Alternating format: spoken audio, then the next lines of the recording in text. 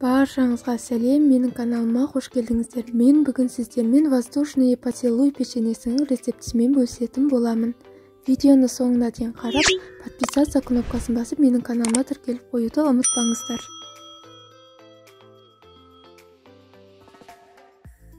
Ең алдымен ыдысымызға бөлме температурасында еріп тұрған сары майымызға қантымызды салып, біркелкі болғанша араластырып аламыз.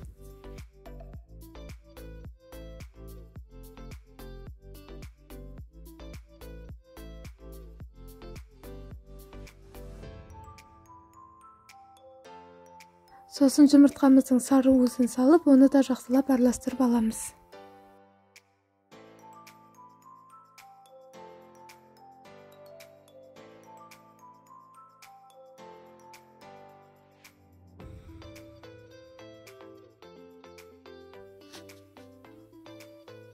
Сосын шым-шым тұзымызды салып, тағы да жақсылап араластырып аламыз. Сосын ұнымызға аз содамызды салып, жақсылап араластырып, аз-аздан ұнымызды сала отырып, жұмсақ қамыр илейміз.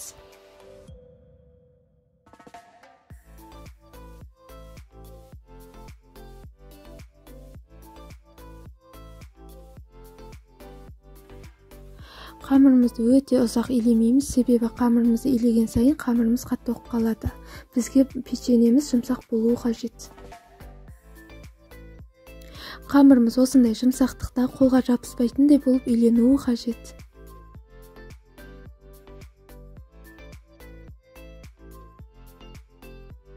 Қамырымызды жұқалап пищевой пленкаға немесе пакетке салып, тоңазытқышқа 1 сағатқа қалдырамыз.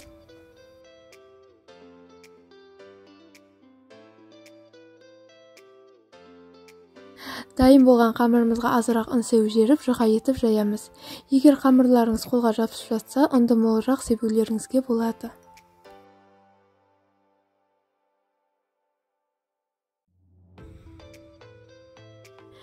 Қамырымызды жайып болғаннан кейін 6 сантиметрлік формамен кесіп шығамыз.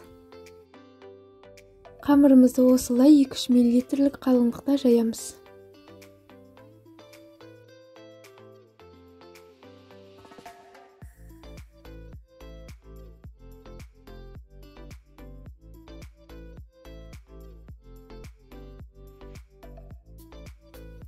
Кесілген қамырларымызды тапамызға тізбектеп жайып шығамыз.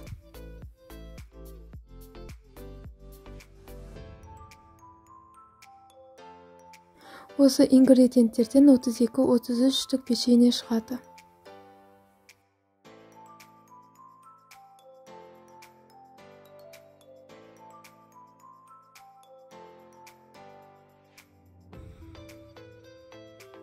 Қамырларымызды жайып шыққаннан кейін ортасына шоколадтарымызды қойып шығамыз.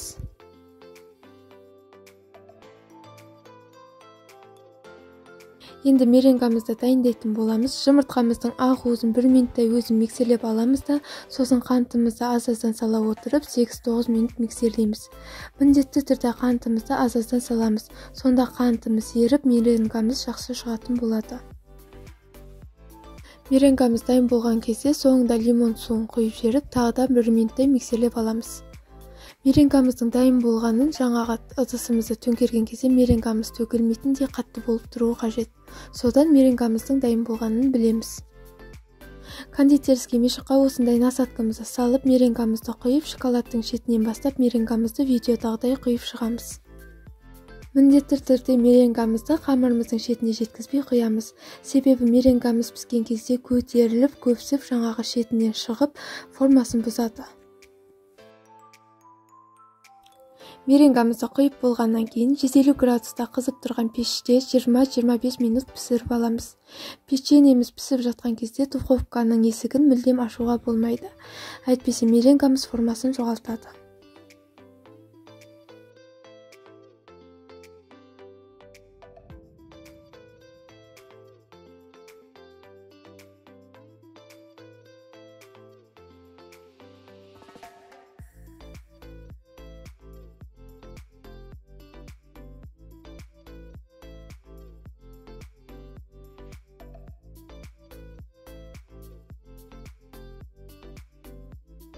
Печеньеміз дайын, 10-15 минут суытып болғаннан кейін шоколадпен әсемдеп шығамыз.